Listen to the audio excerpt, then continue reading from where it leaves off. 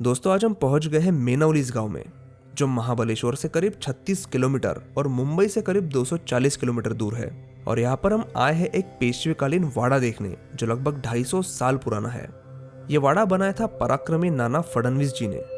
नाना फडणवीस वो शख्सियत थे जिन्होंने मराठा साम्राज्य के विस्तार के लिए और उनके प्रभाव को बढ़ाने में महत्वपूर्ण योगदान दिया था। वो कितने पराक्रमी थे और मराठा साम्राज्य की ताकत में उनका किस कदर योगदान था, ये इस बात से समझ लीजिए कि 1784 में हुए युद्ध में उन्होंने टीपू सुल्तान को बहुत बुरे तरीके से हरा दिया था। उनका यह प्रशस्त वाड़ा उस समय के स्थापत्य शैली की झलक दिखाता है। ये वाड़ा उन्होंने 1770 के आसपास बनाया था। ये 2 मंजिला है, करीब 2 एकड़ के एरिया में फैला है और इस वाड़े में उस समय करीब 50 से 60 लोग रहा करते थे। इसे गवर्नमेंट ने और नाना फडणवीस जी के वंशजों ने इसे काफी अच्छी तरीके से रिस्टोर किया हुआ है। आज भी इस वाड़े में उस समय के कई सारे दरवाजे, खिड़कियां अच्छी हालत में मौजूद है।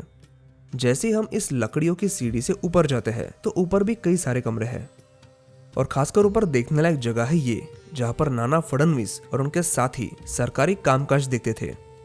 यहाँ पर एक बहुत बड़ा सा फोटो भी है जिसमें एग्जैक्टली नाना फडणवीस किस तरह से अपनी गद्दी पर बैठते थे और पूरा कामकाज चलाते थे, उसका दृश्य दिखाया गया है। और यहाँ एक रूम में नाना फडणवीस सोने के लिए जिस सागवानी लकड़ी से बने हुए दीवान का इस्तेमाल करते थे, वो दीवान यहाँ पर एक बंद कमरे में रखा हुआ है। इस दीवान के ऊपर हम उस समय का पंखा भी देख सकते हैं, जिससे रस्सी का एक सिरा बंधा हुआ होता था और दूसरा सिरा इस कमरे के पास वाले कमरे में मौजूद एक सेवक के हाथ में होता था, जो इस पंखे को झुलाने का काम करता था। यहाँ पर एक इंटरेस्टिंग इन्फॉर्मेशन हमें मिली कि इस पंखे को चलाने वाला जो सेवक रहता था, उस पद के लिए हमेशा ऐसे आदमी को ही चुनते थे जो कान से बहरा हो। यहाँ के दीवान के बारे में भी एक और इंटरेस्टिंग चीज है। इस दीवान के चारों पैर देखिए, ये पत्थर से बने कटोरे नुमा आकार के कप में रखे हुए हैं और ये कप हमेशा पानी से भरा हुआ रहता था, ताकि जमीन पर चलने वाली चींटियां, कीड़े मकोड़े इस दीवान के ऊपर न चढ़ सके।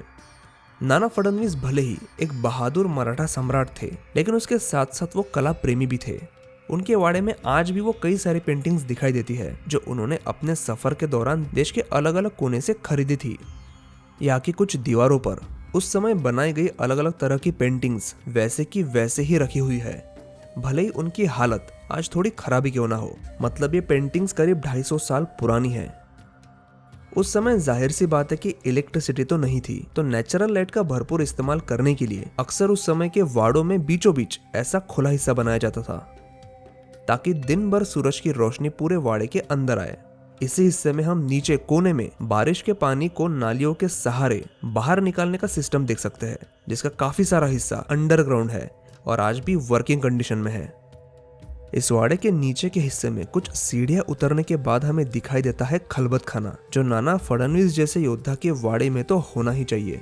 इस कमरे का इस्तेमाल होता था सीक्रेट मीटिंग्स के लिए, क्योंकि इस रूम में की गई बातें 4 दीवारों के अंदर ही रहती थी। क्योंकि इस रूम का लोकेशन ऐसा है, इसकी बनावट ऐसी है कि लड़ाई और प्रशासकीय कामकाज को लेकर कई सारी सीक्रेट मीटिंग्स यहीं पर होती थी।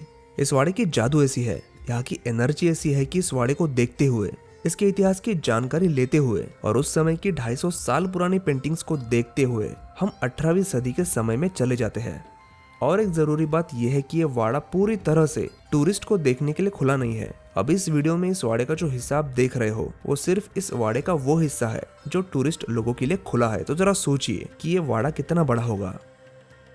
इस वाड़े के बाहर साउथ अफ्रीका के एक बहुत ही खास प्रजाति का पेड़ है। इस वाड़े के सामने कुछ सीढ़ियां है। जैसे ही वो सीढ़ियां चढ़कर हम ऊपर जाते हैं तो यह बहुत बड़ा बाओबाब प्रजाति का पेड़ हमें दिखाई देता है। यह पेड़ खुद नाना फडणवीस जी ने अपनी देखरेख में लगवाया था, उसी समय जब इस वाड़े का कंस्ट्रक्शन शुरू हुआ था। उस समय जमीन के एरिया को नापने के लिए स्क्वायर फीट यूज नहीं होता था, खासकर महाराष्ट्र में। यहाँ पर जमीन नापने के लिए इस्तेमाल होता था खन, और ऐसा बताया जाता है कि ये वाड़ा 200 खन का है और इसे बनाने के लिए उस वक्त जमीन में बहुत बड़े बड़े गड्ढे किए गए थे। उसके ऊपर पत्थरों का बेसमेंट बनाया गया, उसके ऊपर मजबूत लकड़ियों के पिल्लर इस्तेमाल हुए और उसके ऊपर इस 2 मंजिला भव्य वाड़े का निर्माण हुआ था।